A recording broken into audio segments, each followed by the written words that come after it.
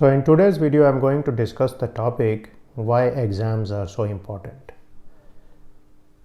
And essentially in the modern education system, a lot of information is already available to the students in the form of notes, books, videos, tutorials, and so on. And therefore the role of the teacher or professor in terms of holding exams has become even more important. It is also the case that there are many situations where there are a plethora of candidates and you need some kind of formal selection process to bring down this set to a smaller set which you can process further. And in these cases also you need certain type of examinations such as national examinations, or you may have an examination to shortlist candidates in a particular university or institute for selection to further processing in terms of calling them for interviews and so on. So I would try to discuss today why are exams so important, what are some of the aspects about exams, and this video will also help you in case you are trying to give exams or trying to create exams for students. So now the main issue is that for any given topic there is casual knowledge and thorough knowledge. And I would say that many people may read up a book casually, may listen to a video, and then they declare that they know a subject. So let's take a subject such as machine learning or programming in Python. Now there are people who may just browse through certain videos and go through certain books cursorily and declare that they know these topics. Now there is no way to actually know if these people know these topics until we give some kind of examination to them. Now these kind of examinations can be something which is written, or it can be something where a person is called to a whiteboard and asked various questions. Both these situations are possible. Now in case the candidates are few in number, you can question them on the whiteboard. If the candidates are very large in number, then the written examination becomes a better model. Now essentially what an exam does is that it closes the loop in feedback control.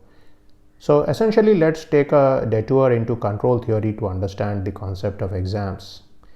Now if you travel in a typical car, aircraft, motorcycle, you will experience vibration, and in many cases there may be some kind of an active control system where these vibration signals are sensed by a sensor, and then a control system creates certain situations so as to mitigate this vibration. So essentially this feedback of the vibration coming to this control system is very important.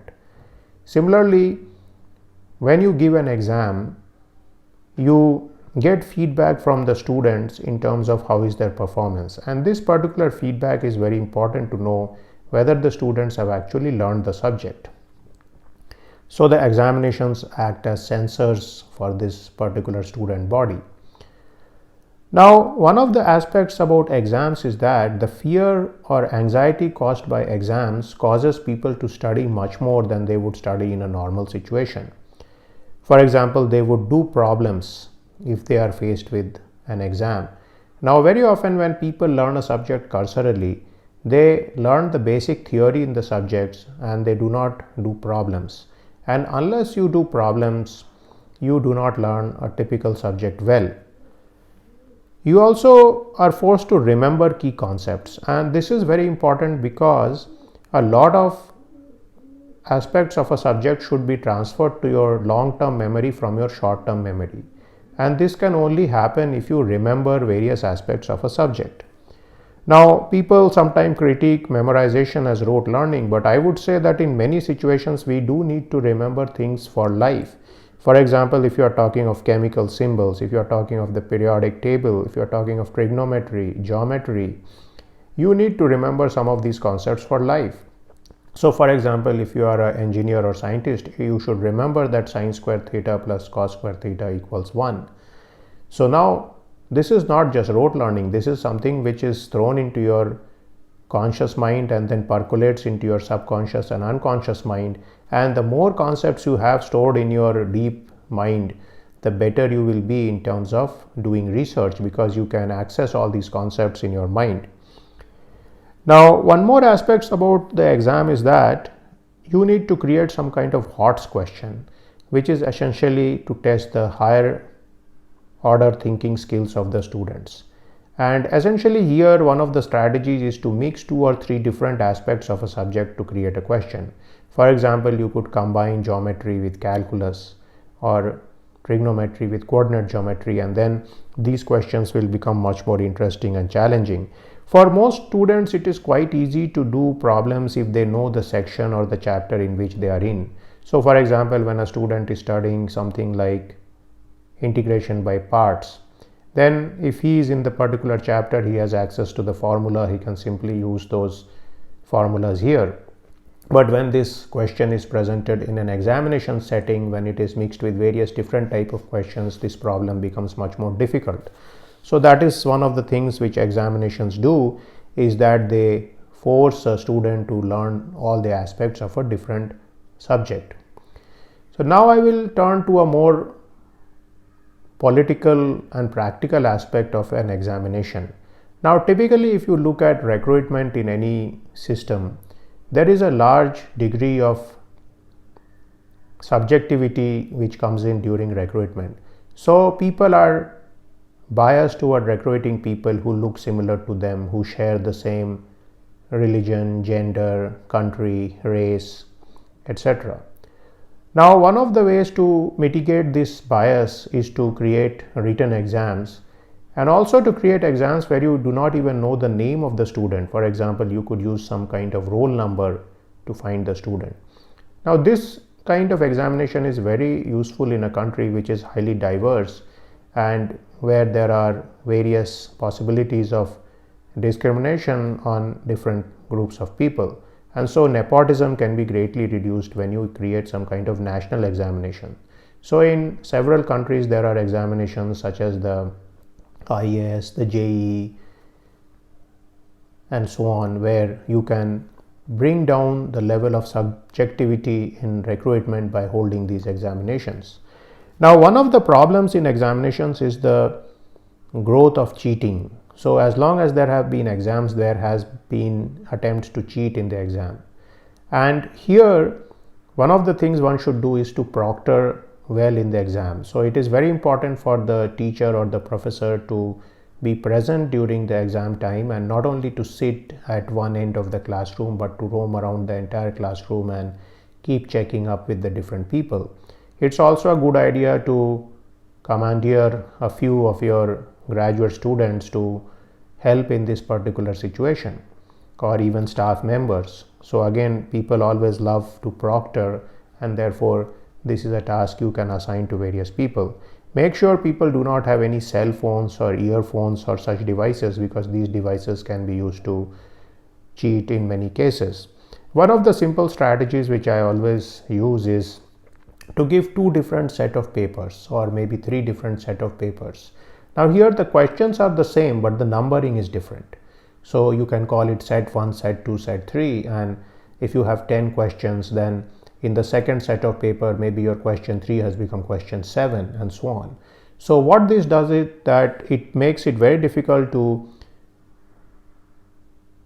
cheat in this particular type of class, and especially if you distribute the papers in the class such that the people who are sitting nearby do not get the same set, then it is going to be very difficult for these people to cheat. Now, one more concept is to create completely different sets of papers. Now, this does involve a lot of work, but in many cases when you are conducting a national exam, it's a good idea to have several set of papers, and in fact to give different set of papers out to different students. But in these cases, you must make sure that by using a certain study group, you have figured out that the mean and standard deviation for the examinations and the different set of papers are pretty much the same, because you don't want to bias people by having a difficult set of papers. You can also do this following the exam, because once the exam is given, there is going to be a certain mean and a standard deviation, and you can scale these examinations such that the mean is the same.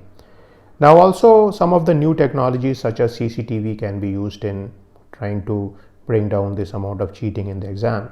And this is very important because cheating will have a very negative impact on the examination process in terms of the marks which come out, and therefore it will create a lot of problems in selection and so on. Now, one of the things which is important but for both for professors, faculty and students to ensure is that the cheating is minimized as far as possible, and even students should complain if they see a case of cheating going on, because once a person cheats and does well in the exam, this habit will stick with them for life, and the examination is just a paper which they write and get some marks. But later in life, if they continue cheating, then they may do nefarious activities when they are certifying buildings or certifying bridges, or they are developing airplanes or developing medicines and so on.